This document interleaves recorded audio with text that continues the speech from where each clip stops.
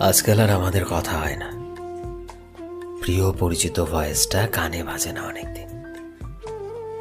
আমি এখনো নিয়ম করে প্রতিদিন সকালে চোখ খুলেই ফোনটা আগে চেক করি। ফেসবুকে নোটিফিকেশন থাকে, থাকে ফ্রেন্ড রিকোয়েস্ট, থাকে নানান জনের মেসেজ। আমি রিকোয়েস্ট অপশনে গিয়ে তার নামটা খুঁজি। তার মেসেজটা না পেয়ে আমি হতাশ হই।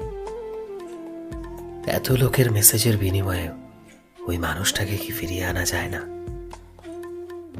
আমি রুটিন করে তার আইডিতে ঘুরে আসি, পোস্টে লাইক করি, কমেন্ট চেক করি। প্রাইভেসি নামক ইস্পাত কঠিন দেওয়ালের কারণে আমার কিছু বলার সুযোগ হয় না। কি জানি, প্রাইভেসি হয়তো আমাকে বুঝিয়ে দেয় তুমি আর পাবে না আমাকে।